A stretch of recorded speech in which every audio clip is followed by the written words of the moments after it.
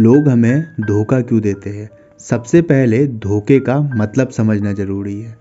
धोखा है क्या? धोखा हमेशा आपकी उम्मीदों को मिलता है।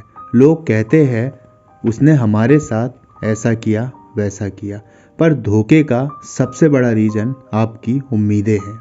क्योंकि आप लोग किसी को भी अपने जीवन में बहुत महत्व दे देते हैं, उसे अपना सब कुछ मान लेते हैं, यहाँ तक कि उसे अपना भगवान तक मान लेते हैं, पर ये वास्तविकता नहीं होती।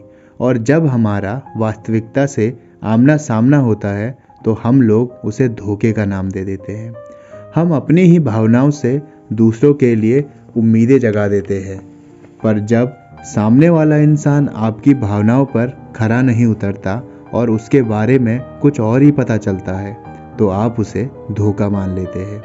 हमारी उम्मीदें ही हमारे लिए सबसे बड़ा धोखा बन जाती है। सामने वाला इंसान कभी नहीं बोलेगा कि मैं तुम्हें धोखा दूंगा, वो हमेशा आपको विश्वास दिलाने की कोशिश करेगा।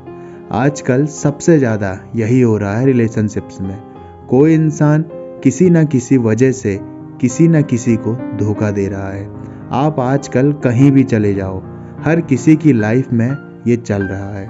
हमारे साथ हुआ है, आपके साथ भी हुआ होगा।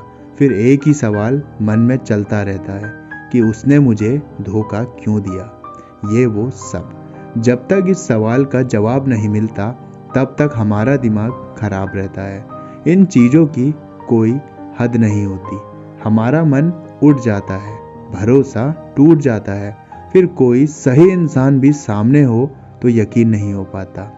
यही एक रीज़न होता है कि दोबारा किसी के करीब नहीं जा पाते। इन चीज़ों के बहुत से रीज़न होते हैं, जैसे सबसे बड़ा रीज़न है किसी से मन भर जाना। इंसान का मन तब तक नहीं भरता जब तक जो वो चाहता है उसे मिल ना जाए। तब तक बहुत सी चीज़ें करता है और जब उसकी मन की हो जाती है तो उसका मन भर जाता है। तरह तरह के रीज़न ढूंढता है दूर जाने के। हम तो अपना 100% देते हैं। अब सामने वाले के मन में क्या चल रहा है ये तो उसे ही पता होगा।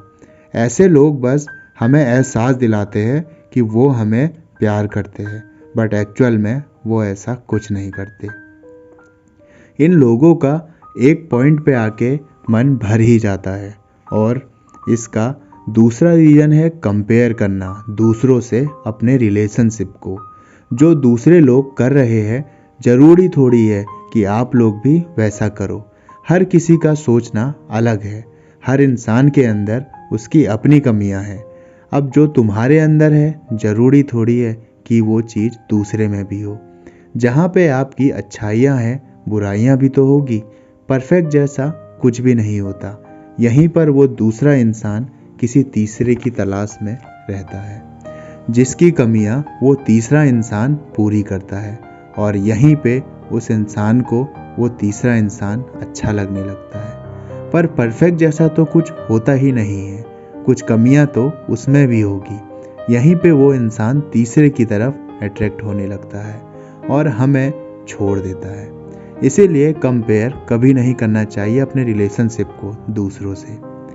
बस एक बात याद रखना, रिलेशनशिप शुरू करने से पहले और रिलेशन एंड करने से पहले बातों का क्लियर होना बहुत ज़रूरी है, जिससे फ्यूचर में एक दूसरे की लाइफ में असर ना पड़े।